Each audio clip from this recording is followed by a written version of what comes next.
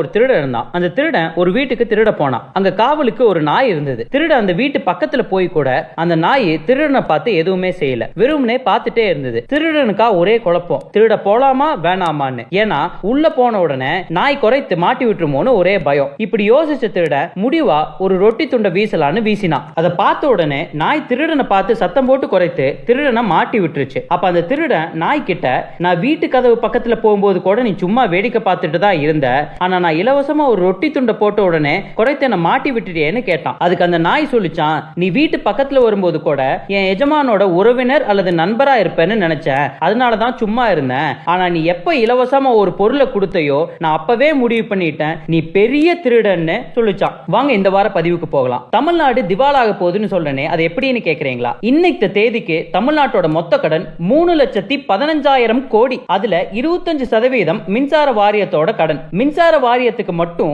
90,000 கோடி கடன் இருக்கு. மக்களுக்கு நல்லது செய்யறதுக்காக ஆன கடன் நினைக்கிறீங்களா? இல்லவே இல்ல. நல்ல நிர்வாகம் இல்லாததாலையும் இவங்க கொள்ளையடிக்கிறதுக்காகவுமே வாங்கின கடன் இது. ஒரு எடுத்துக்காட்டோட சொல்றேன், உங்களுக்கு நல்லா புரியும். மின்சார உற்பத்தி செய்யறதுக்கு உலக நாடுகள் நிலக்கரியிலிருந்து அணுசக்திக்கு போய், அணுசக்தியிலிருந்து இயற்கை எரிவாயுக்கு போய், அதிலிருந்து சூரிய சக்தி அதாவது சோலார் எனர்ஜிக்கு போயாச்சு. நம்ம இன்னும் மின்சார உற்பத்திக்கு நிலக்கரியை நம்பி இருக்கிறோம். வெயிலே அடிக்காத நாடுகள்ல கூட சூரிய சக்தியை நம்பி போயிட்டான். ஆனா வெயில் வெளுத்து வாங்குற நம்ம நாட்டோட 81% மின்சார உற்பத்தி நிலக்கரியை நம்பி இருக்குது. அப்படிப்பட்ட நிலக்கரியில எப்படி ஊழல் பண்ணி இருக்காங்கறதா இந்த வாரம் நம்ம பேச போறோம். தமிழ்நாடு மின்சார வாரியம் கடந்த 5 வருஷத்துல மட்டும் 2,44,00,000 மெட்ரிக் டன் நிலக்கரியை இறக்குமதி செஞ்சிருக்கு. இந்த 2.5 கோடி மெட்ரிக் டன் நிலக்கரியை நேரடியா நம்ம அரசாங்கமே இறக்குமதி செஞ்சிருக்க முடியும். ஒண்ணும் இல்ல, இந்தோனேஷியா அரசாங்கம் நிலக்கரியோட ஒவ்வொரு தரத்துக்கான விலையையும் மாசம் மாசம் வெளியிட்டு வராங்க. நம்ம அரசாங்கம் நேரடியா வாங்கி இருந்தா இந்த 2.5 கோடி மெட்ரிக் டன் நிலக்கரியை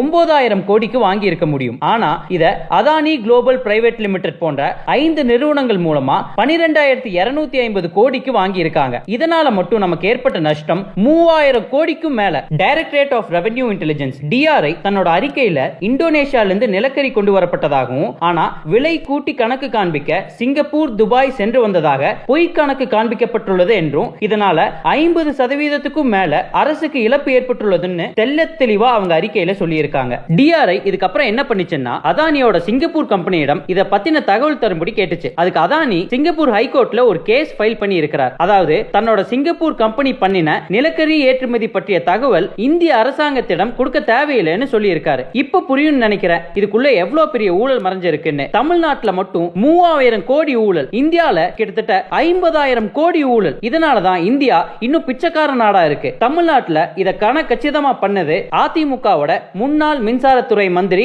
நத்தம் விஸ்வநாதன். இந்த ஊழல் உங்களை எப்படி பாதிக்குதுன்னு நீங்க தெரிஞ்சுக்கணும். இப்போ இந்த வீடியோவை உங்க போன்ல பார்த்துட்டு இருக்கீங்கன்னா, உங்க போனை சார்ஜ் செய்ய உங்க வீட்டுல இருக்கிற light, fan, TV, mixie, grinder பயன்படுத்த நீங்க உபயோகிக்கிற ஒவ்வொரு யூனிட் மின்சாரத்துக்கும் ₹1.50 அதிகமா கட்டிட்டு இருக்கீங்க. அப்போ கடந்த 5 வருஷத்துல மட்டும் எவ்வளவு கட்டி இருப்பீங்கன்னு யோசிச்சு பாருங்க. இது நேரடி பாதிப்பு மட்டும்தான். எந்த பொருளையும் உற்பத்தி செய்ய, ஏன் விவசாயத்திலிருந்து தொழிற்சாலை மட்டும் அடிப்படை தேவையே மின்சாரம் தான். அப்போ உற்பத்தி செய்யும் போது மின்சாரத்துக்கு அதிகமா கட்டுற பணத்தையும் அந்த பொருள் மீது தான் போடுவாங்க. இதனால தான் கடந்த 5 வருஷத்துல சோப்பு, சீப்பு, பால் பருப்புல இருந்து எல்லா பொருளோட விலையும் ஏறி இருக்கு. அந்த பொருளை வாங்குறதும் நீங்க தான். அப்போ அதுவும் உங்க தலையில தான் வந்து விழுகுது. நம்ம அரசாங்கத்தோட கடன் நம்ம நாட்டு மாடுகளை காப்பாற்றுவதற்காகவும், விவசாயிகளை காப்பாற்றுவதற்காகவும், விவசாயத்தை காப்பாற்றுவதற்காகவும், மக்கள் நலனுக்காகவும், நாட்டோட முன்னேற்றத்துக்காகவும் செலவு செய்யப்பட்டிருந்தா பரவாயில்ல.